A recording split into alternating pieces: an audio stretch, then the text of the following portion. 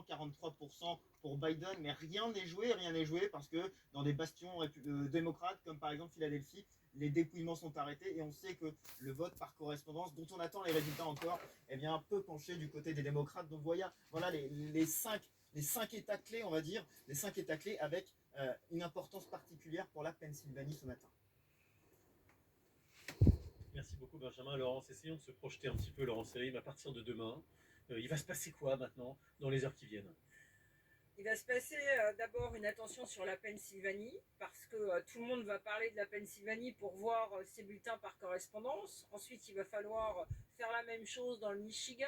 Il va y avoir encore des résultats qu'on va commenter. Ah, il a 3 grands électeurs. Ah, il a 4 grands électeurs. On va voir comment Donald Trump tient ses militants ou pas, parce qu'il peut y avoir évidemment des choses qui se passent. On va voir si l'Amérique Black Lives Matter réagit ou pas, on va voir comment Joe Biden réagit ou pas, et on va essayer de déterminer quelle date précise on connaîtra le nom du président des États-Unis. Est-ce qu'il va falloir attendre 3 jours, la fin de la semaine, comme beaucoup de gens le disent, ou est-ce que des batailles juridiques vont commencer un peu partout avec un scénario qui est le scénario du pire, des gens qui sont énervés, des gens dans certains endroits qui refusent le résultat en disant il y a de la triche, etc.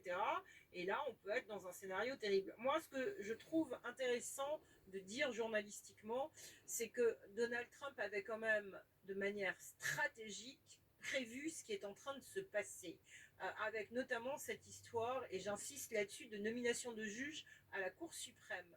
Lorsqu'il y a eu la disparition de cette juge qui avait été choisie par un président démocrate, Ruth Ginsburg, tout de suite, Donald Trump a saisi l'occasion avec le Sénat, avec les républicains, pour mettre en place sa candidate qui a été très rapidement confirmée, Amy Coney Barrett, on en a parlé, hein, cette femme de 47 ans, avec une cérémonie qui, en termes de communication, était très efficace. Et à mon avis, parce que c'est quand même, il sent à la fois l'air du temps, mais en même temps, il a un sens politique. Il savait très bien qu'en cas de problème et d'égalité, il était toujours persuadé que Joe Biden n'était pas un bon candidat. Il l'a dit à plusieurs reprises, et donc il a mis en place un scénario qui كان lui واحد الفرق permet de faire des contestations, d'avoir une cour suprême 232 comme au moment de l'élection و de 2000, 213 peut-être le dernier recours si وخصهم vraiment il y a وصلوا des problèmes juridiques dans certains États. 270 Il هذيك a هي une لا cour ماجوريتي. suprême avec une majorité conservatrice qui peut-être devra statuer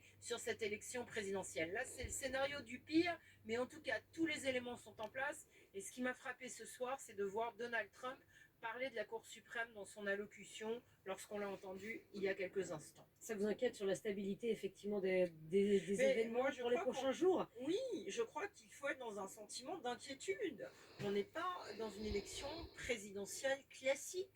On est dans une élection dans un pays en crise, crise économique, crise de confiance dans le système politique. Et en 2000, quand on avait eu la même situation, on n'était pas dans une Amérique sous virus.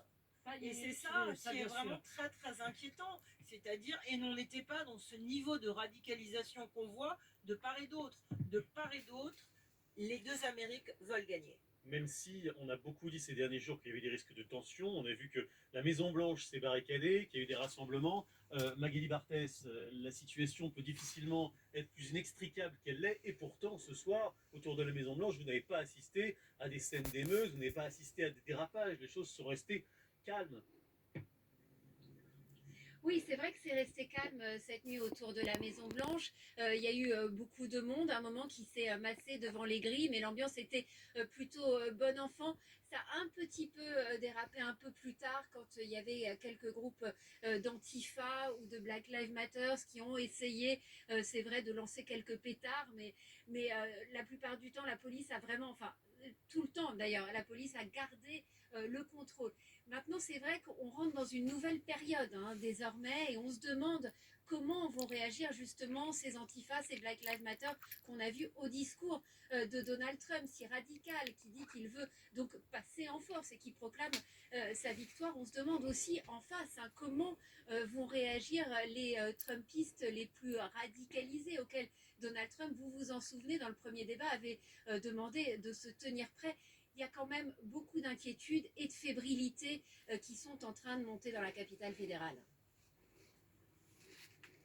voilà, dans la capitale fédérale et partout ailleurs, parce qu'il n'y a toujours pas de président des États-Unis.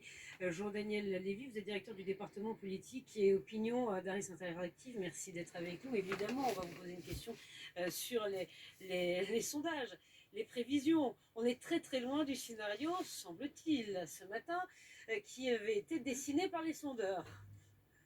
Semble-t-il, effectivement. Je vous propose qu'on attende quand même l'intégralité du dépouillement pour essayer de voir dans quelle mesure il y avait ou pas une différence entre les intentions de vote qui ont été réalisées et le score réel.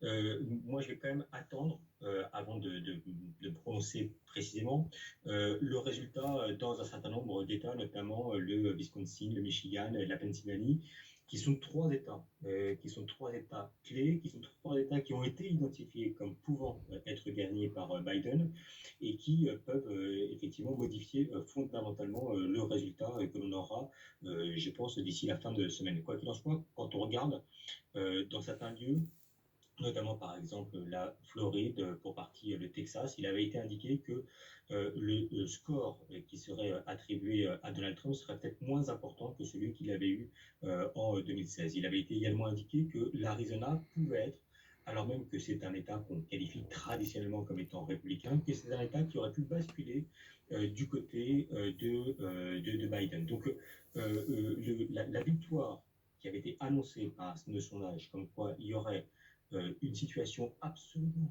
nette et claire en faveur de Biden n'est pas celle-là, ça c'est absolument certain. En revanche, quand on regarde État par État en termes d'intention de vote et de comportement, en tout cas qui était mesuré à l'issue du dépouillement partiel des résultats, fait que l'écart